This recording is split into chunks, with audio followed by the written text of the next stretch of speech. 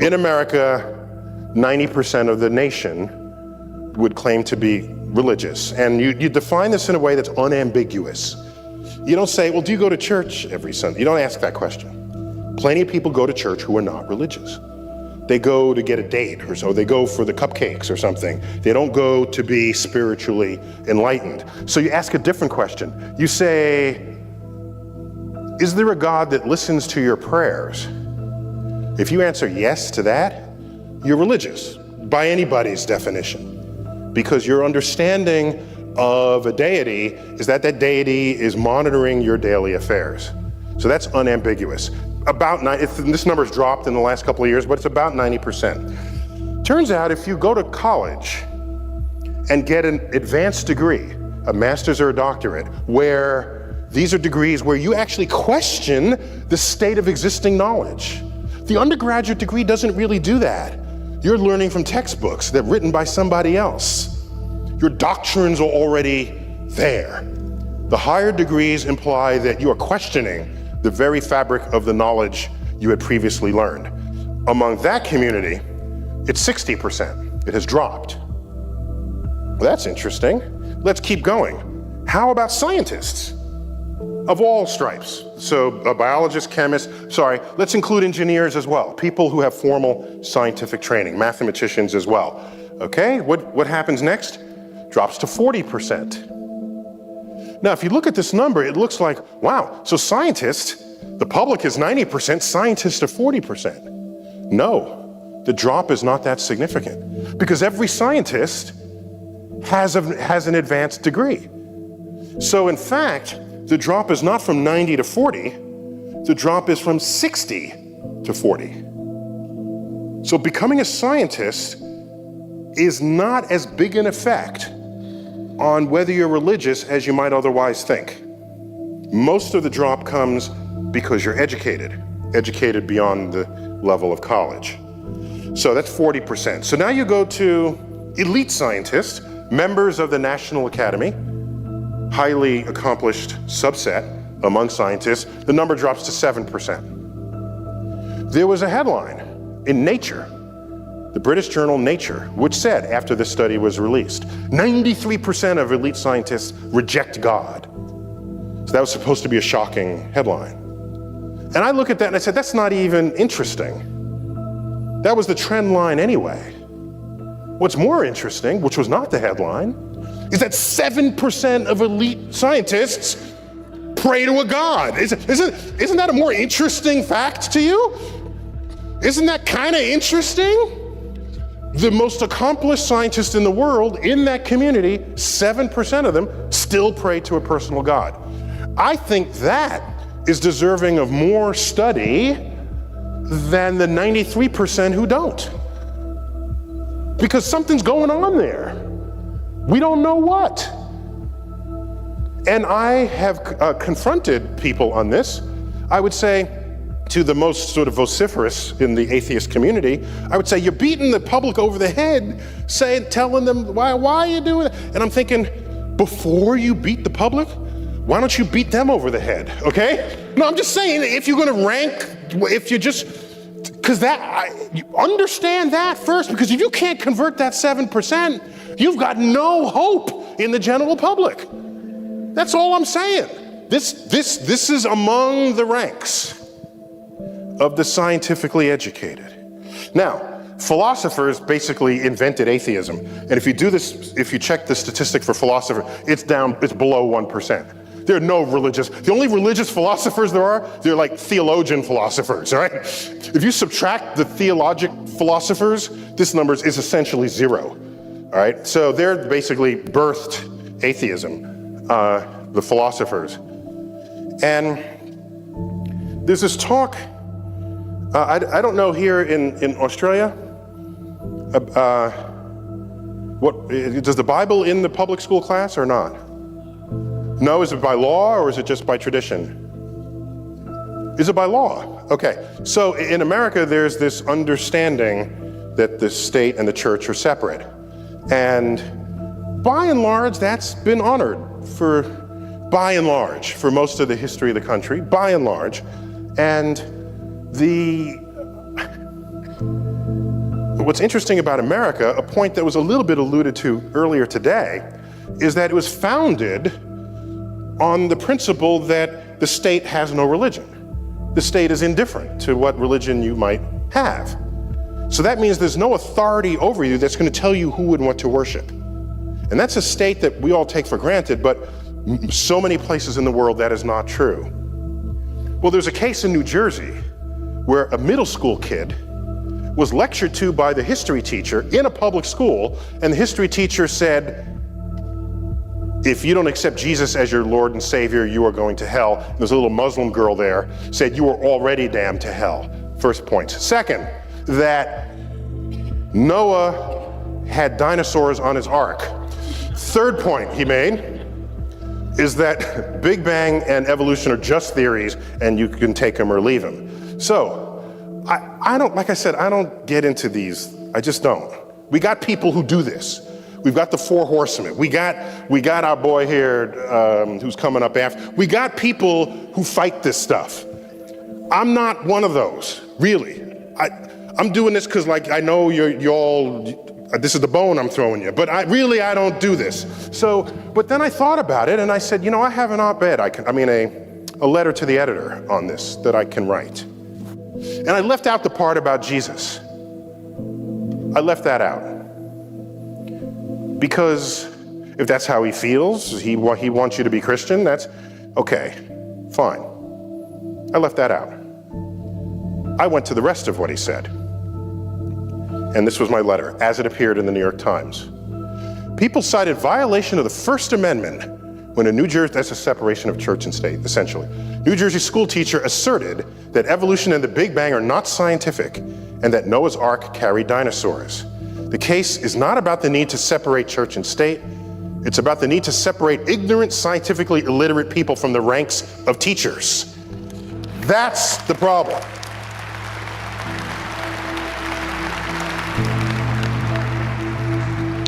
If he wants to believe Jesus is his savior, that's not synonymous with being scientifically illiterate, because 40% of American scientists pray to a personal God. What is identical with being scientifically literate is that if Noah was a human being, he did not have dinosaurs on his ark, because humans and dinosaurs did not coexist, all right? Every one of those scientists knows that, even the 40% who pray to God. So this is how I've sort of split the kingdom there. Then you get the billboard wars. Okay, this was fun. Big Bang Theory. You got to be kidding. God. All right. So this goes on. This is what we put up with. All right. So then then there was like, let's come back. Praise Darwin, evolved beyond belief. Freedom from religion found it. So the billboard wars are in progress here. There's some people who are like okay with God and okay with sort of how things evolve, so they ride the fence. So here's a bumper sticker, the Big Bang Theory, God spoke and bang, it happened, you know?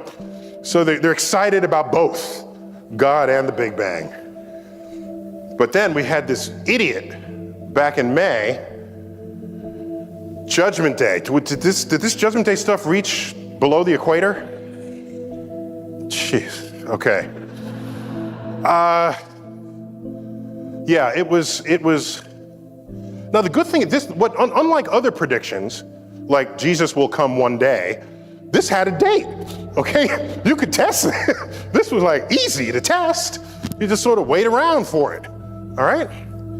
So, now it turns out that May 21st was only the day Jesus was supposed to show up. The actual end of the world is October 21st. So the end of the world is still to come this year. This is directly from the website. So I had to tweet. So this was May 21st. So on May 21st or May 20th, I tweeted this. If Jesus actually arrives May 21st, it'll be easy to convince skeptics. If he doesn't show up, do the faithful become atheists? That was my question. Now, in a Twitter stream, it's a live conversation with complete strangers. Everybody depositing their 140 characters worth of thought. So here this is. There was a huge reaction to that tweet. Now, you would expect that most of my followers, or at least a big fraction of them, would be sort of atheistic. So you'd expect people to say, this guy's an idiot, why are we even spending any time on them? Well, one such person did make such a reply, but not in the way you might think. No, anyone who's read the Bible knows this camping asshole was full of shit from the start. Okay. So what do you do with that? So this is somebody complaining about the prediction of Jesus coming because he says this other guy doesn't know jack about the Bible, but this guy does. And went on, there are other places where people quoted that one can't know when Jesus comes. So the fact that this guy's saying he knows means he doesn't read the Bible. So this is what's out there. People who are ready to vociferously argue about who knows the Bible the least. September 11th, 2001, we just had our 10th anniversary of that. I happen to live 3.5 blocks from what became known as Ground Zero. This image was taken outside my dining room window. The North Tower is on fire. These are 110-story buildings, the World Trade Center towers. This image is the instant the South Tower was hit. It was hit from the left. You could not see the entry point because we're blocked by this other black building. It's a hotel, a 50-story hotel, which is just kind of in the foreground. You see part of the South Tower punching out. This is before the jet fuel had ignited. And when you ignite jet fuel, you set a deflagration wave, not a bomb wave. It's a different kind of wave. It's not accompanied by a shock. This is a split second after that, the fuel has ignited, creating more pressure, and within a split second of that, the entire South Tower was engulfed. And this is fragments of plane and bodies and office coming out the other side. Now, why am I dragging you through this? 62 minutes later, both buildings had collapsed. And there was blue sky where there was once these buildings. This is directly outside of my apartment building, and the emergency vehicles had come. This is the pulverized World Trade Center dust that had settled several inches of it. I say this because shortly after this gentleman got up, President of the United States, George W. Bush. This is actually my photo of him. I was in that room at that time when he spoke. See the medals there on the table? I was on a committee to tell him who to give those medals to, the Presidential Medal of Science. And so he actually gave them to everyone we told him to give them to, except he didn't read their citations. He's smart enough to know not to pronounce any of the science words that were in the citation. So he put the medal around the neck, somebody else read the citations. Shortly after September 11th, he gets up, I don't remember where he gave the speech, and he says, in an attempt to distinguish we from they, he says, our God is the God who named the stars. This is before I was on his Rolodex. You know, I could have saved him from himself, okay?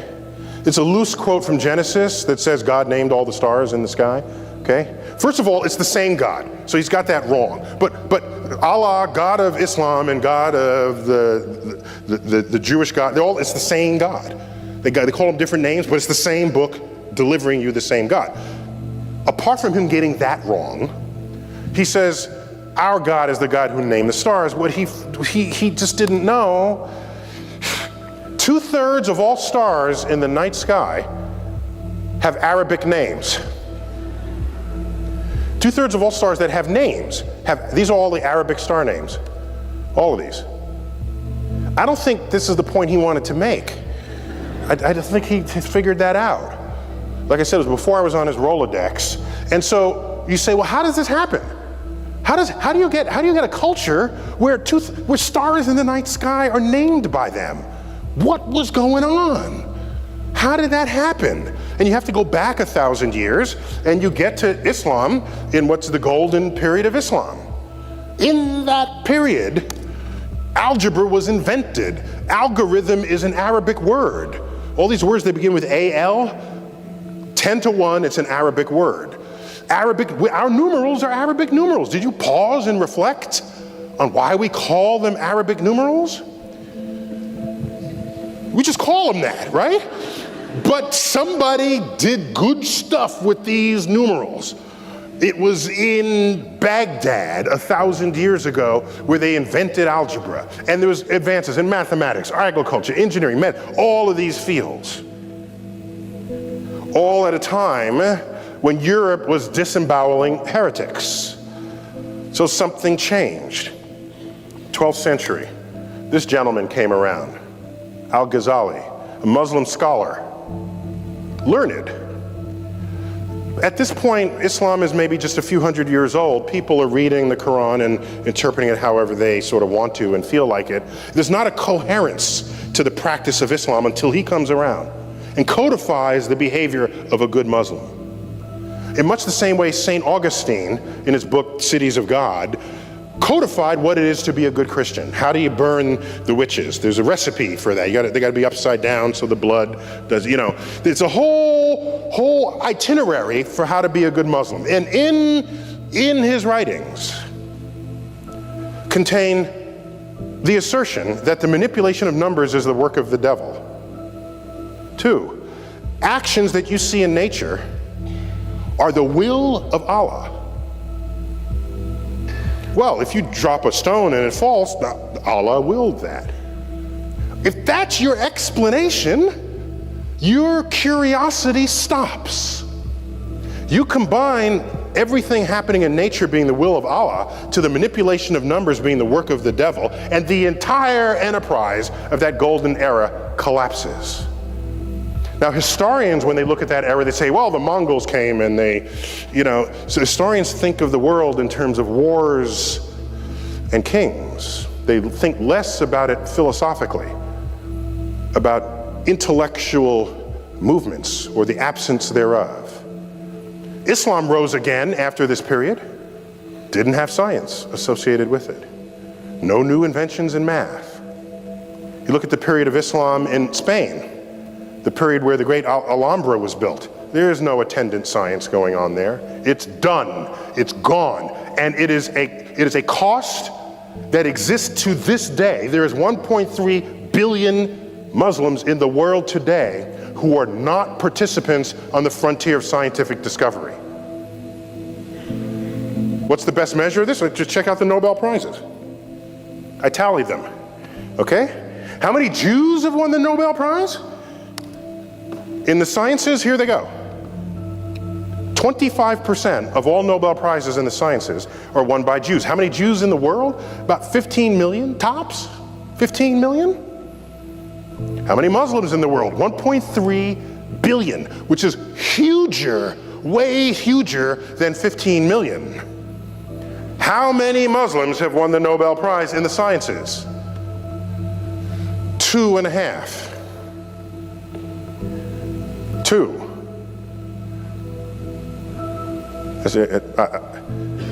I can't bring myself to call economics a science. I'm sorry. I just can't. I've tried. I've really tried. I'm sorry. That's how many. And the physics one was a Pakistani physicist, not a Middle Eastern physicist. So, Jews have 50 times the number of Nobel Prizes. They're 1/80th of the population of the Muslims. Has 4,000 times the impact. I lose sleep every night wondering how many secrets of the universe lay undiscovered because 1/7, what's the population? 1/6 of the population of the world is not a participant on the exploration frontier. What thoughts have gone undreamt of?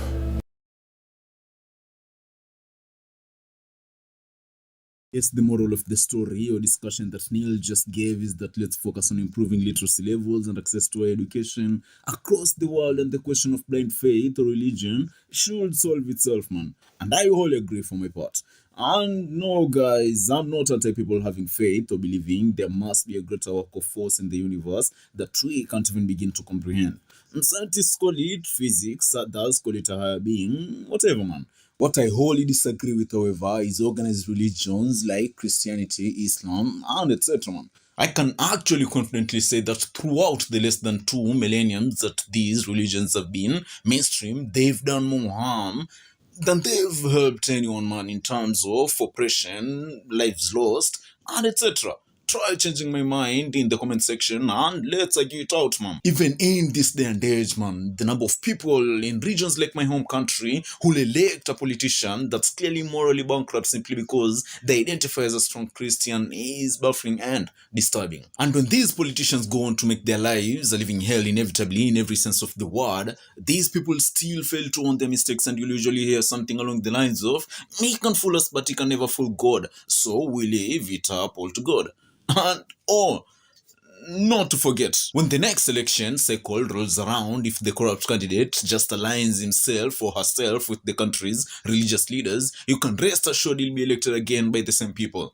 You can't make this kind of stupidity up, man. And it's a trend you'll find across sub-Saharan Africa, man. I don't know about other regions around the world, so I won't really talk.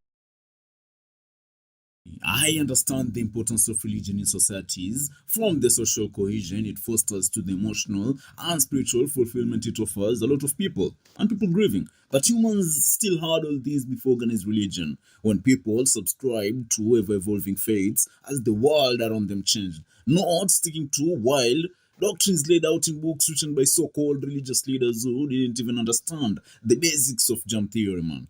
Anyway, also, before you leave, guys, I'd like you to remind you guys that I'd really like your help with supplying basic school materials to some of the most impoverished kids across Kenya. Even a single dollar, man, could go towards changing a kid's life. And isn't that just amazing, man? So, I'll highly appreciate whatever it is that you can spare. And you can make the donations through the PayPal link in the description in the channel. It's the first link immediately after you open the description section. Otherwise, thanks a lot. I hope you... And with these politicians, what I wholly disagree with, however, is that